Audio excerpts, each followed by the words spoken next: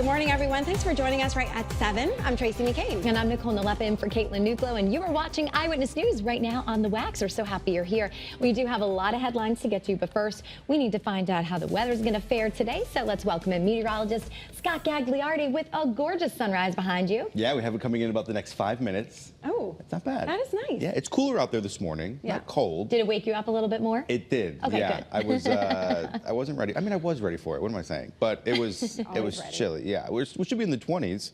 We're in the 30s to near 40, so it's cooler than it was yesterday, but still well above average. A live look outside right now in Old Saybrook at sunrise. Should be pretty today. There's a couple clouds out there this morning. Up through Hartford, it's near 40.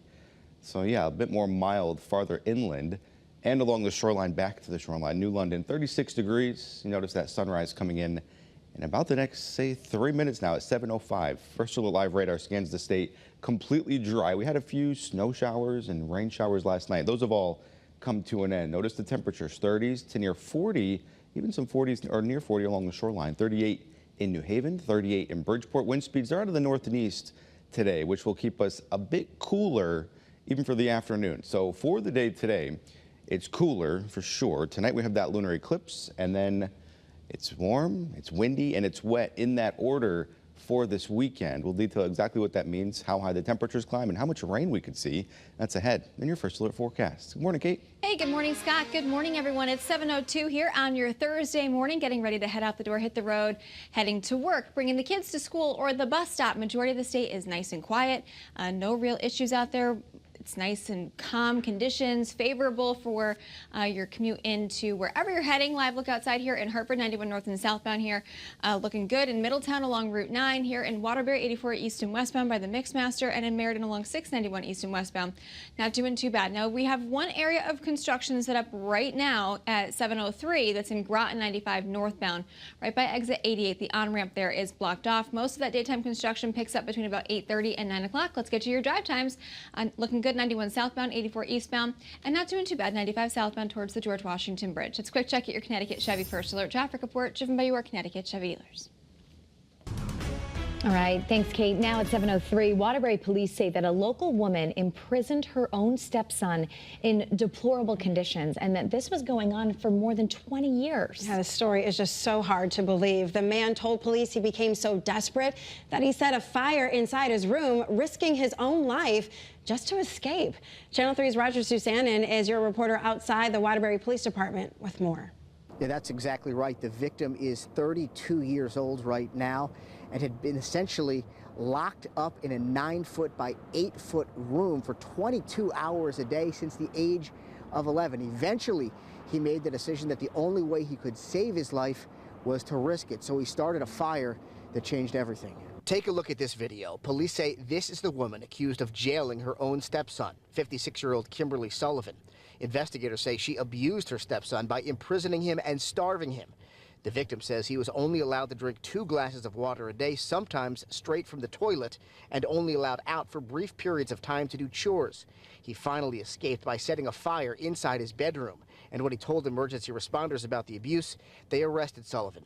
Neighbors tell us they had no idea about the horrific situation, but some had seen fleeting glimpses of him over the years. In the backyard, I was just in the swing set, and I looked up at the back window, and I just saw a little boy there, or it looked like a little boy to me, and he just smiled and waved at me. I waved back, and when I turned my head and looked back from the window, he was gone. Police arrested Sullivan. She appeared in court yesterday. Her attorney adamantly denies all of the charges against her. She does now face multiple criminal charges, including kidnapping as well as false imprisonment. Again, she denies those charges, but one question she's going to have to answer is, if she did nothing wrong, why was her 32-year-old stepson just 68 pounds when he finally escaped? There's going to be a press conference here at Waterbury Police Headquarters later this morning. We'll share all those new details with you as soon as we get them. Reporting in Waterbury, I'm your reporter, Roger Susanen, Channel 3 Eyewitness News. Tough story there this morning. Thanks, Roger. Also, some new details about a prisoner who ended up escaping from state police custody right in downtown New Haven. Police say David Tate was handcuffed in the back of a cruiser, but was somehow able to unbuckle his seatbelt and then run away. Police say he was outside Whaley Correctional Center yesterday when he made a run for it. And this triggered a massive search and ended up putting 5 schools into lockdown. Police ended up finding him on Dixwell Avenue just about 30 minutes later. He was originally being taken to the jail for leaving a halfway house. Well, we now know what happened on I-84 in West Hartford earlier this week. You might remember we told you about this live on air through our traffic cams. Police say Chaviel Gonzalez crashed an unregistered car Tuesday morning. He then got picked up by a second car and then left the scene in another unregistered vehicle. Police were able to track him down not far from the site of the crash. All right, Channel 3 is your home for the UConn Huskies, and the UConn men sure are firing things up right in time. Yes, they're looking for that three-peat tonight when they play Villanova in the quarterfinals of the Big East tournament right at Madison Square Garden. The Huskies have won 4 in a row and are the defending Big East champs. They split the season series against Villanova, with the home team winning both contests. UConn freshman Liam McNeely was just named Big East Freshman of the Year.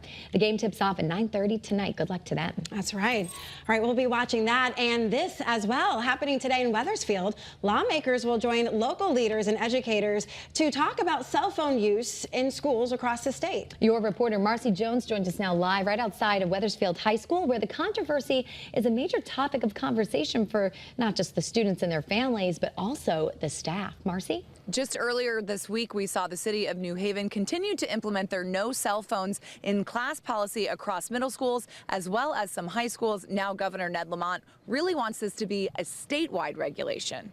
The goal is simple: to get students' minds back to learning and away from distractions like social media and texting.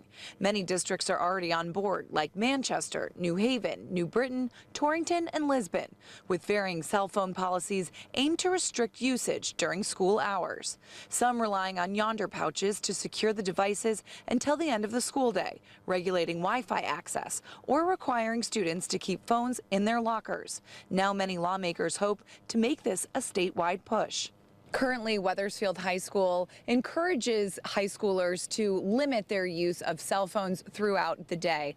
Now, Governor Ned Lamont is expected to make his remarks in just a few hours at 11. Your reporter in Wethersfield, Marcy Jones, Channel 3 Eyewitness News. All right, thanks, Marcy. Moving on to a Channel 3 exclusive. A high school senior recruited to a D1 school for equestrian is now facing manslaughter and assault charges.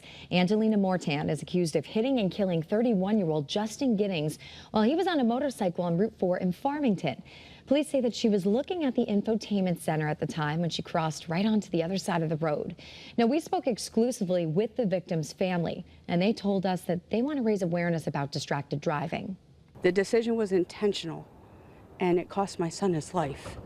This crash happened back in August, but the teen was just arrested and charged last week. And now to news breaking overnight. Russia says it has retaken the biggest town in the Kursk region of Russia from Ukraine. And it comes at the same time the U.S. is waiting for Russia's ceasefire response. Ukraine has not verified those reports, but President Vladimir Putin from Russia did make a surprise visit there yesterday. Ukraine had hoped to hold on to the area near the border as a bargaining chip in case of any peace talks. And as we get another check of your first alert forecast, we have that sunrise came in about 4 minutes ago.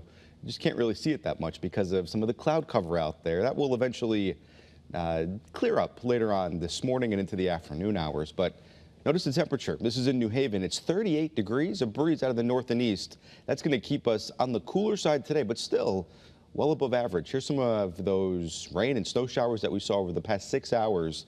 Didn't amount to much, but if you see any wet roadways or your wet driveway, maybe some droplets on your car, that's from some of those rain and snow showers overnight. Temperatures right now, everybody's in the 30s, low and middle 30s in the hill towns, upper 30s along the shoreline. As far as what to expect throughout the rest of the day today, notice some clearing skies, but later on tonight, those clouds might return, and we do have a total lunar eclipse, so the moon will look like this around 1 a.m., but between 2:30 and 3:30, that's when we'll get that orange and reddish hue. It all depends on that cloud cover. There's a chance we'll see some breaks. Best chance of that is farther towards the north with those clouds. We'll detail, though, what to expect this weekend. We have some warm weather, windy weather, as well as some wet weather on the way. All those details ahead in your first alert forecast.